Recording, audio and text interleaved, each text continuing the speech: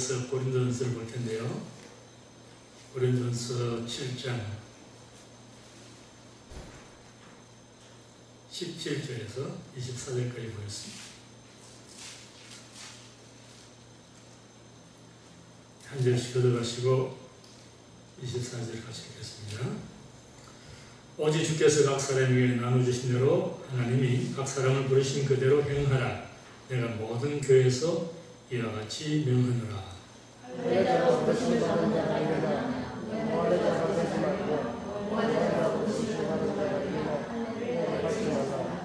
할례 받는 것도 아무것도 아니요 할례 받지 아니하는 것도 아무것도 아니오되 오직 하나님의 계명을 지킬 따름이니라. 내가 종어렸을 때 부르심을 받았느냐? 염려하지 말라. 그러나 자유하셨거든 차라리 사용하라.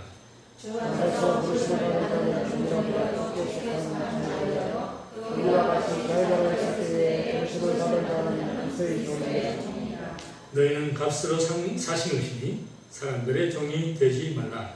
형제들아 각각 부르심을 받은 그대로 하나님과 함께 하라. 아멘. 여러분 오늘 본문에 읽으신 이 내용은 어려운 말은 하나도 없습니다. 그런데 무슨 말인지 헷갈려요. 무슨 말인지 모르겠어요. 이제는 하나씩 정리를 해드리겠습니다. 우리 지난 금요일까지 사도 바울이 7장 1절부터 16절까지 세 가지 주제를 가지고 말을 했어요. 첫 번째는 부부 생활에 관한 전반적인 고민을 했고, 두 번째는 미혼자 그리고 과부의 독신 생활에 관해서 말했고, 마지막 세 번째는 기혼자의 이혼 문제에 관해서 권면의 말씀을 했습니다. 한 가지로 말하면은, 하나로 뭉뚱그리면은 결혼에 관한 윤리를 사도 바울이 고린도 성도들에게 가르쳤습니다. 그게 지난주까지입니다. 오늘 보면은 여러분 고린도전서 7장은 무슨 장이라고 했어요? 결혼장이라고 그랬죠. 그런데 고린도전서 7장은 40절까지가 있는데 오늘 본문만 빼고 앞 뒤로가 전부 다 결혼에 관한 것이에요. 근데 오늘 여기 딱 가운데 이 말씀이 들어가 있어요. 이거 도무지 이해가 안 되는 말씀이에요. 왜 이런 말씀을 결혼장소에 끼워놨는지 도무지 이해가 안 되는 거예요. 보세요. 오직 주께서 각 사람에게 나눠주신 그대로 하나님이 각 사람을 부르신 그대로 행하라. 내가 모든 교회에서 이같이 명하라. 이거 무슨 말이에요? 이게 뭐하려고 지금 이런 말 하고 있는 거예요? 사도 바울의 오늘 이 본문을 보면요, 이렇게 들려요. 전 읽을 때 이렇게 저한테 들렸습니다. 각 사람이 하나님 부르시는 그대로 살아라. 현실에 만족해라. 하려잖아? 뭐 하려잖아? 뭐 아무 소용없다. 그냥 너 현실에 만족해라. 이 마지막 절까지 가서 보면은 형제들아 각각 부르심을 받은 그대로 하나님과 함께 구해라. 결혼하면 한방이 없는 말 하고 있어요, 지금. 이게 뭐 때문에 이렇게 말하고 있느냐? 사도 바울은 도대체 여기서 무슨 말을 하고 싶은 건가? 그것을 오늘 제가 같이 여러분과 함께 생각해 보려고 합니다. 사람은 말이죠, 자기 현재 삶에 만족하는 사람은 많이 없습니다. 항상 보다 나은 미래를 지향하고 사는 것이 사람이죠. 그런데 사도 바울은 얼핏 듣기에 현재에 만족하고 살아라. 그대로 살아라. 지금 그렇게 말하고 있잖아요. 하나님 허락하신 방에 그냥 살아라. 어쩌면은 비관주의적인 말같이 들리는 그런 오해받기 쉬운 말을 하고 있습니다. 그런데 사도 바울의 말을 잘 생각하면 그런 뜻으로 말을 하고 있지 않습니다. 사도 바울이 이런 말을 하고 있는 거예요. 고린도 성도들에게 우리에게. 여러분, 할례 받은 그리스도인입니까? 할례 받지 않은 그리스도인입니까? 여러분, 자유인입니까? 종입니까? 여러분, 결혼생활하고 있습니까? 독신입니까? 그런 것에 얽매이지 마세요. 할례 받고 안 받고 그게 중요한 게 아니에요.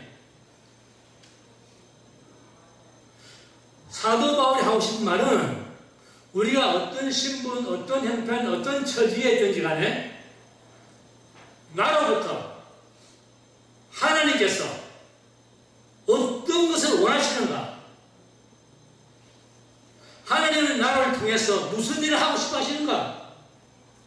내 현재 삶이 비록 노예로 있든지 자유이든지 귀족이든지 많이 배우든지 못 가졌든지 아무 상관없이 내 현재 하나님께서 허락하신 내 환경에서 하나님은 나로 하여금 그분이 뜻이 이루어지는 삶을 살고 있기를 원하는가?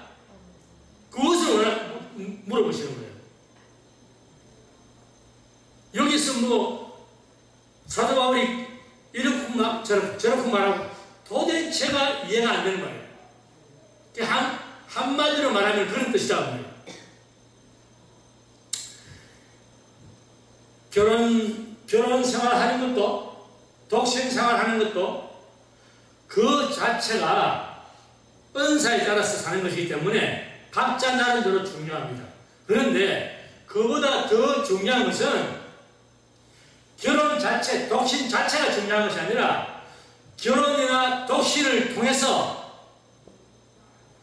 하나님께서 내게 요구하시는 게 뭐냐? 거기에 눈을 떠나봅니다. 눈을 떠나봅니다.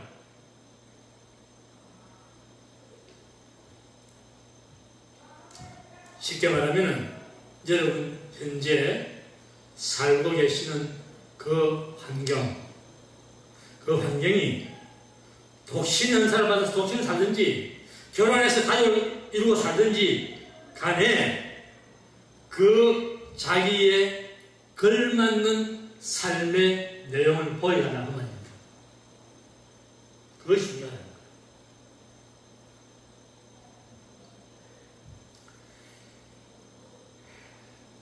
제가 고린도전서를 강의하면서 자주 드리는 말씀 가운데 고린도 교회 시대는 로마 제국이 세상을 통치하던 시대이기 때문에 로마는 수많은 전쟁을 치르면서 많은 적들을 포로로 잡아와서 노예를 삼았어요. 노예제도가 활발할 때가 로마 시대입니다. 그래서 교회 내에서도 귀족계급, 노예계급, 자유인, 종 이런 성도들이 뒤섞여 있습니다. 특히 고린도 교회는 그렇습니다. 고린도 교회는 뭐 도덕적으로 윤리적으로 막 거기다가 막 우상숭배에다가 또 이런 여러 가지 계급층 때문에 교회가 복잡한 시대. 자, 여러분, 저는 이 설교를 준비하다가요, 제가 이런 생각을 해봤습니다. 오늘도 여러분 우리 교회가 옛날 우리 어릴 때 여러분 기억나십니까? 상전이 있고 상면이 있어서 그죠? 네. 뭐 옛날 잘 사는 집에 부잣집 주인이 있고 그게 무슨 일이잖아요. 그런 식으로 지금 만일에 우리 교회 안에서 그런 계급이 있고 또 뭐 할례 받았다 안 받았다 이런 게 있고 교회 아닌 말입니다. 여러분 막 그냥 부도덕하고 막 아주 복잡한 문제로 얽혀 있는 교회라고 하면은 내가 사도말 같으면은 그런 교회를 편지를 쓸 때 그 심정이 얼마나 복잡했을까? 이 도대체 이 사람한테 무슨 말을 해야 될까? 제가 그런 생각을 해봤어요. 그런데 유대인 성도들이든지 이방인 성도들이든지 할례 성도들인지 무할례 성도들인지 이 사람들이 다 모여가지고 공동체를 이룬 것이 고린도 교회인데, 그들 가운데는 서로 다른 신분 환경 때문에 자연히 이질감이 생기고 반목하고 하는 그런 일들이 자주 있었어요. 교회 안에서. 이러한 상황 속에 있는 고린도 교회를 향해서 사도 바울은 이 세상에서 성도들의 삶이라고 하는 것은 세속적인 신분이나 지위를 향상시키는 그런 것에 목적이 있는 것이 아니라 하나님의 부르심에 아우러지는 삶을 사는 데 있다. 그 말을 하는 겁니다. 다시 말해서 하나님의 백성은 빈부귀천을 막론해가지고 자신들의 삶 속에서 하나님이 맡겨주신 그 소명을 실천해 나가는 것, 그것이 영혼의 삶에 가치 있는 것이다. 신분제와 배운 것, 배운 것, 지위, 권세, 계급 이런 데 얽매이지 마라. 지금 내가 처한 환경이 무엇이든지 간에 거기에서 영혼을 향해서 바라보는 눈을 가지고 내 현재의 삶을 하나님을 기쁘시게 하는 삶을 살아라. 그 말이에요. 그래서 사도 바울이 17절 마지막에 뭐라 했냐면은 내가 고린도 교회만 아니라 모든 교회에 이같이 내가 명한다. 무엇을 명한다? 각 사람을 부르신 하나님 뜻대로 살아라. 어떤 교회든지 간에 시대를 초월해서 오늘도 마찬가지입니다. 오늘도 하나님은 사도 바울을 통해서 이 말씀하시는 거예요. 시험전 교회도 마찬가지입니다. 시대를 초월한 모든 교회에 적용되는 이 원리는 하나님께서 우리 각자에게 맡겨주신 소명을 실천하는 삶을 살아라. 그 말입니다. 옆에 두 손 잡아보세요. 사랑하는 성도님, 우리 모두 소명에 충실합시다. 아멘. 18절에서 21까지는 여러분이 길기 때문에 제가 전부 한꺼번에 압축시켜서 말씀드리면 18절에서 22절까지는 할례자, 무할례자, 종자유인 여기에 관한 교훈입니다. 자, 여러분, 유대교라고 하는 교가 예수께서 오시기 전에 유대인들이 갖고 있던 교입니다. 지금도 물론 유대교가 있습니다. 근데 유대교라고 하는 교는 4가지 기둥 위에 세워져 있어요. 첫 번째는 그들이 선민이다, 하나님의 택한 백성이다 하는 그 우월감을 가지고 유대교가 쓰여 있습니다. 두 번째는 그들에게는 다른 민족이 갖지 않은 하나님의 성전이라는 게 있어요. 두 번째 기둥입니다. 세 번째 기둥은 그들은 자기들만이 가지고 있다고 하는 시내산 산지에 주신 뭘 가졌어요? 율법을 가졌어요. 율법. 마지막 네 번째는 하나님의 약속의 땅 가난을 가지고 있습니다. 이것이 유대교를 버티는 4가지 기둥이에요. 그런데 유대인들은 약속의 땅은 로마에 뺏겼습니다. 식민지 생활하고 있는 거예요. 성전은, 하나님의 성전은 헤롯 왕한테 넘어가 버렸습니다. 40년 가지고 헤롯 왕이 그걸 지어버렸어요. 하나님의 선민이라는 우월 사상은 로마의 속국이 되므로 말미암아서 아주 바닥으로 추락한 그러한 처지에 있습니다. 그들에게 4가지 기둥이 다 3가지 다 무너지고 마지막 하나 남은 게 뭘까요? 뭐죠? 율법이죠. 율법이에요. 여러분, 유대인들이 예수님 당시에 잘 생각하세요. 왜 예수님을 그냥 예수님 말씀만 떨어지게 무섭게 책 잡고 하는가 하면 율법에 의한 예수님 가르침이 달라요. 그들은 율법을 목숨처럼 지키는 사람들이에요.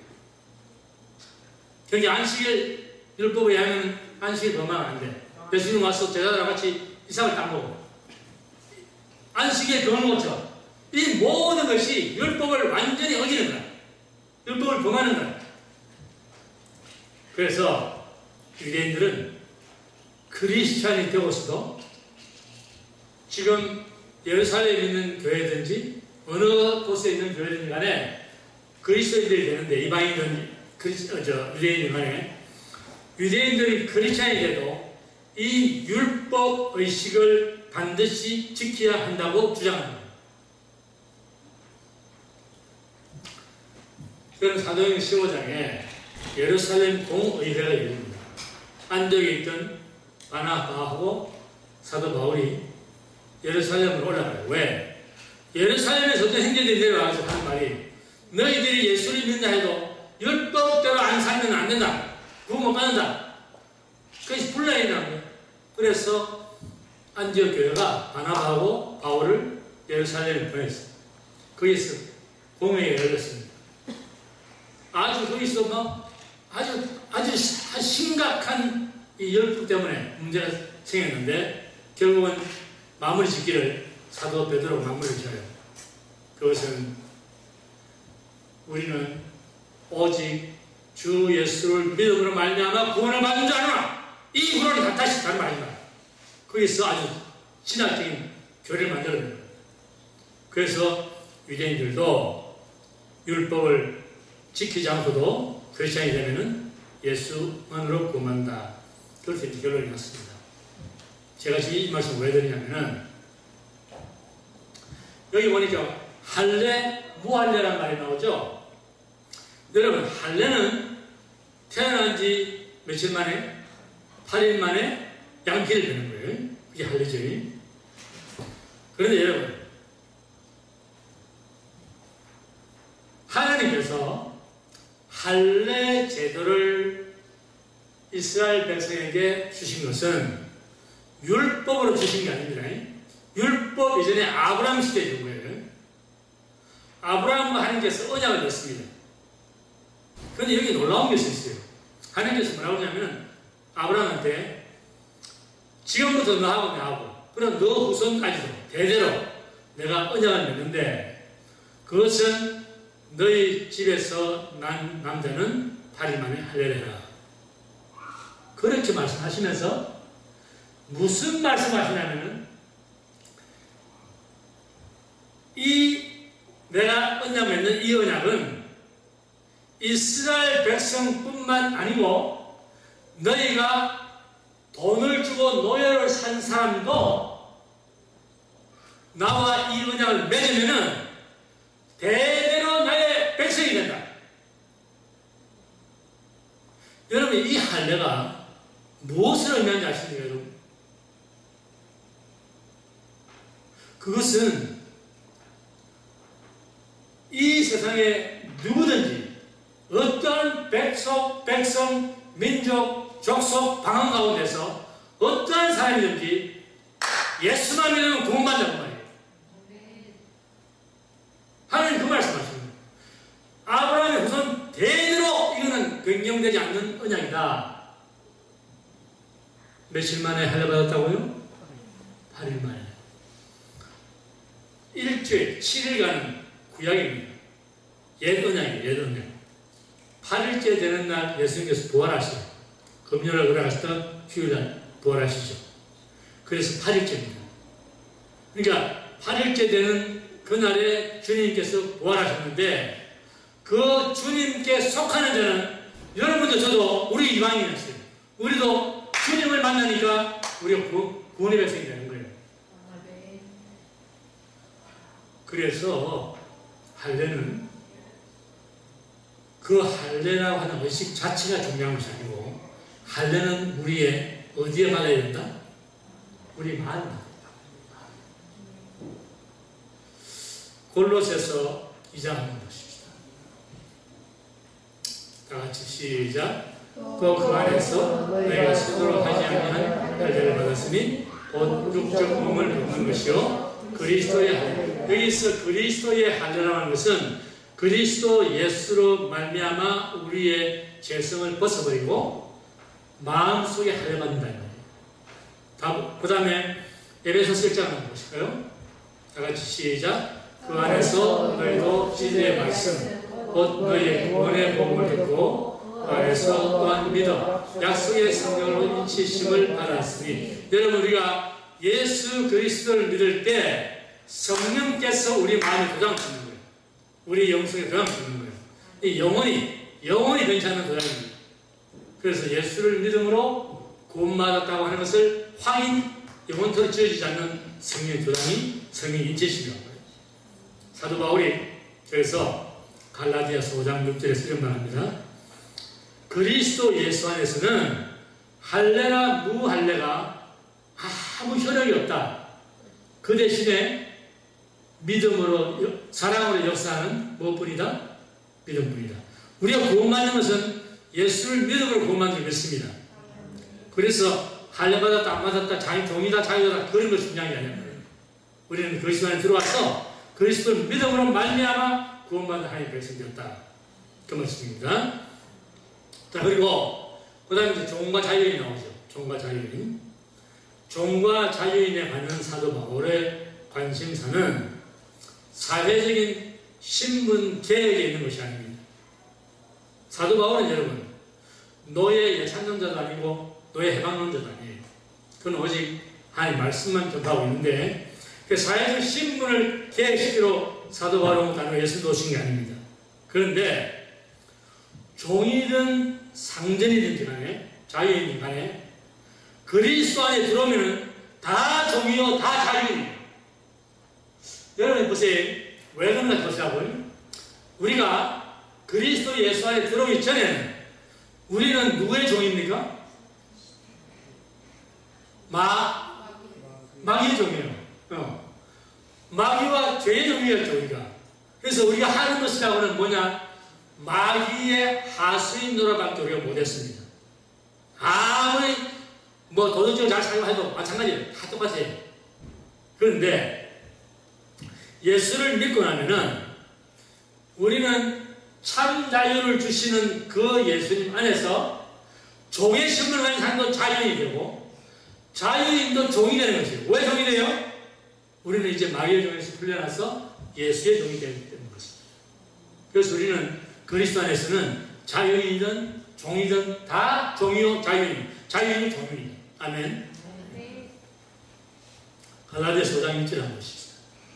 다 같이 시작. 그리스도께서 우리를 자유하고 자유를 주셨으니 그러므로 구세에 서서 다시는 종의 무게를 내지 말라. 아멘. 아멘. 자, 그렇다면 이제 마귀의 종에서 죄의 종에서 자유함 받은 여러분 저는 그 자유를 어떻게 사용해야 되느냐. 여러분 우리가 과거에 마귀의 종일 때는 마귀 하수인 노릇을 했지만 지금은 예수의 종이 됐어요. 그렇다면 이제는 우리는 예수께서 우리를 자유 주신 그 자유를 어떻게 사용해야 됩니까? 첫 번째는 여러분 다 암송하는 거죠.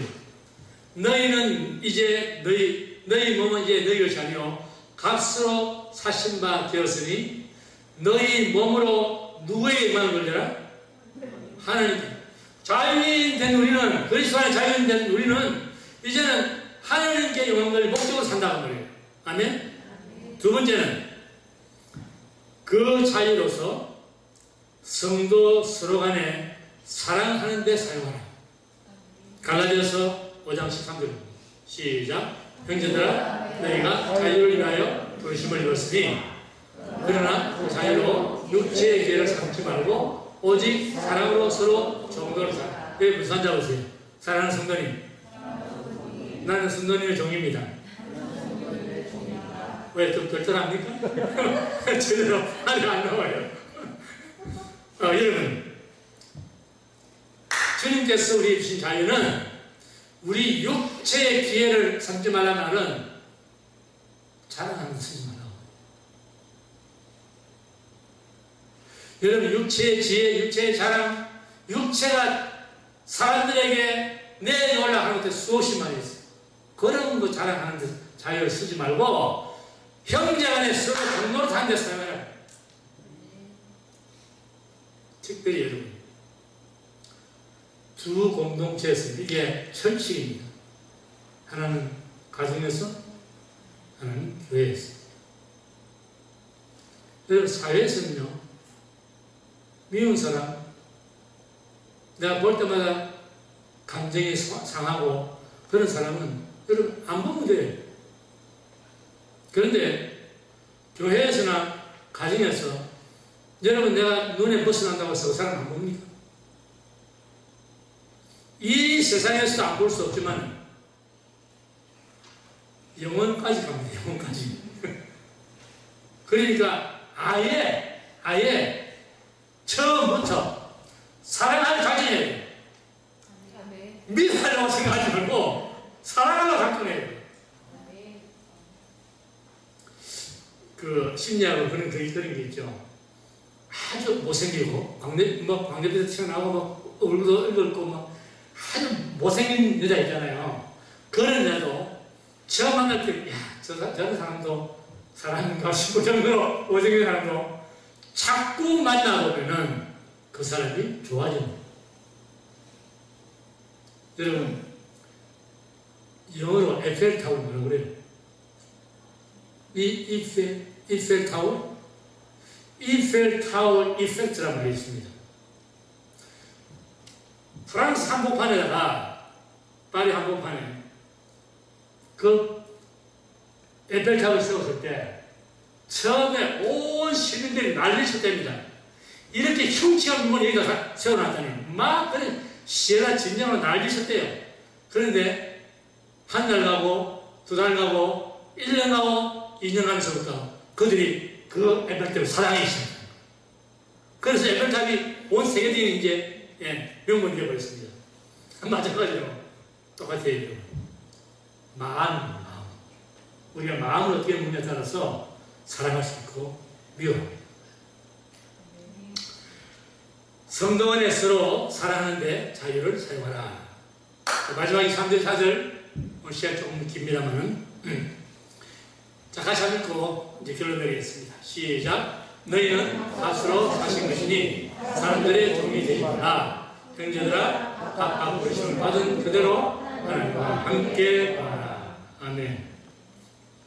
예수님의 핏값으로 사신바된 여러분과 저는 이제는 사람의 정도, 마귀의 정도, 죄의 정도, 쾌락의 정도 아니고 하나님께 영광 돌리는 삶을 사는 예수의 종이 되었습니다.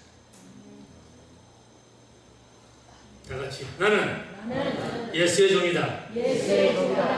우리는 예수의 종입니다. 예수의 종은 다시는 사람의 뜻대로 살지 않고 하나님의 뜻대로 삽니다.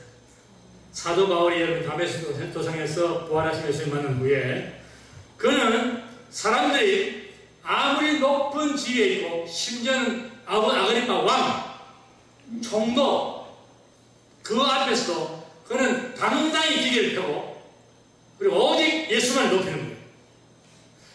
내가 사람을 기쁘게 하겠느냐 하나님을 기쁘게 하겠느냐. 나는 오직 하나님을 기쁘게 한다. 사람을 기쁘게 한다면 나는 하나님의 사도가 아니다. 그렇게 말했어요. 갈라디아서 1장 10절 한번 볼까요? 시작. 이제 내가 사람들에게 좋게 하려 하나님께 좋게 하려 사람들에게 기쁨을 구하려 내가 지금까지 사람의 기쁨을 구하는 것은 그리스도의 돈이 아니라. 우리는 오직 주님만을 기쁘시게 해드리는 그런 삶을 사는 성도들이 됐습니다. 자, 여러분, 이 결론을 내리면서 제가 성경에 나오는 이야기를 하나 해드리겠습니다. 요한복음 9장에 보면은 예수님께 제자들과 함께 길을 가시다가 날 때부터 소경된 사람을 만나게 됩니다. 자, 여러분 보세요. 사람들은 말입니다. 자기 마음속에 무슨 생각을 하고 있는가에 따라서 사물을 보는 관점이 달라요. 제자들은 첫마디에 예수님께 저가 소경으로 난 것이 자기 죄입니까? 누구 죄입니까? 부모의 죄입니까? 그렇게 물어봐요. 지금 제가 할 생각은 뭐예요? 소경으로 난 것은 죄 때문이다. 그렇게 생각하고 있는 거죠. 예수님은 뭐라고 대답하는가? 자기의 죄도 아니고 부모의 죄도 아니고 이는 그에게서 하나님의 일을 나타내시려고 하는 것이다. 관점이 다른데요. 예수님은 인생의 본질을 말합니다. 본질을. 우리는 나타나는 형상을 보고 말하고 있어요. 여러분, 나타나는 형상은 본질 앞에 다 무너지게 되어 있습니다. 그래서 예수님께서 그 말씀을 하시는데, 여러분 이것을 그 소경에게만 적용시키지 말고 오늘 여러분 이 자리에 계신 여러분 각자 자기 자신에 적용시켜 보세요. 주님, 내가 오늘 지금 이 환경에 있는 것이 내 죄 때문입니까? 이 세계적인 불황 때문입니까? 아니면 누구 때문입니까? 그렇게 질문하지 말라는 거예요. 그게 지혜가 아니라는 거예요. 하나님은 그 가운데서 내가 나의 일을 나타낼 수 있겠느냐? 너의 믿음의 삶이 무엇이냐? 그걸 물어보시는 거예요. 항상 예수님은 인생에게 접근하실 때에 그러한 비본질적인 것, 가시적인 것, 현상적인 것, 물체적인 것, 여기에 관심이 없습니다. 예수님은 그런 데 관심이 있다면 여러분 그 5천명 만 명씩 모여들 때 왜 헌금 많이 내라고 예배당 기꺼고 할 거 아니에요? 안 해요. 예수님 그거 안 해요. 그분은 오직 인생의 본질, 그의 영원한 삶, 영생, 천국 여기에 관심이기 때문에 그런 것은 가치를 두지 않습니다. 그래서 오늘 우리도 누구의 잘잘못이 이슈가 아니에요. 인생의 본질은 그의 삶을 통해서 하나님께서 무슨 일을 나타내실 수 있는가, 거기에 우리의 주안점이 있어야 됩니다. 내가 신체적인 질병에 걸렸느냐? 내가 경제적인 공부에 빠졌느냐? 이게 누구 때문인가? 그러지 말고 중요한 것은 그걸 통해서 하나님께서 뭘 나타내실까? 나는 내게 주어진 지금 이 환경에서 하나님께 무슨 용도로 사용받을 수 있을까? 그것이 중요한 거예요. 하나님은 말입니다, 여러분. 성경에 수도 없이 많은 약속이 나오는데 그 가운데 하나 이런 말씀을 했어요. 여러분 한 손도 하죠?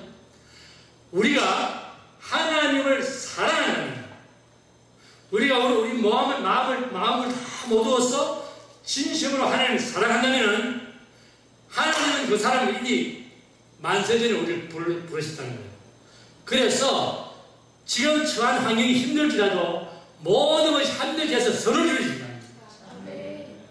이게 하나님의 약속이에요. 소경이 하나님께 사용받을 수 있는 용도가 뭡니까? 여러분 대답해 보세요. 소경된 자가 동양에 나와 있는 그 사람이 여러분 하나님께 사용받을 수 있는 용도가 뭐냐고요? nothing! 아무것도 없어요. 아니 그것도 있습니다. 뭐냐고요? 그가 눈을 뜸으로써 하나님의 영광을 보시는 거예요. 그렇다면 여러분 오늘 우리가 처한 이 환경에서 우리도 영적인 눈을 떠야 돼요. 환경에 얽매지 말고 환경 넘어서 역사하시는 거 하나님 바라봐야 되는 거예요. 도우시는 나의 도우심이 어디서 없고 천지를 지으신 여호와께서다. 천지 만물을 창조하신 하나님과 눈을 돌려서 하나님의 역사를 바라봐야 되는 거예요.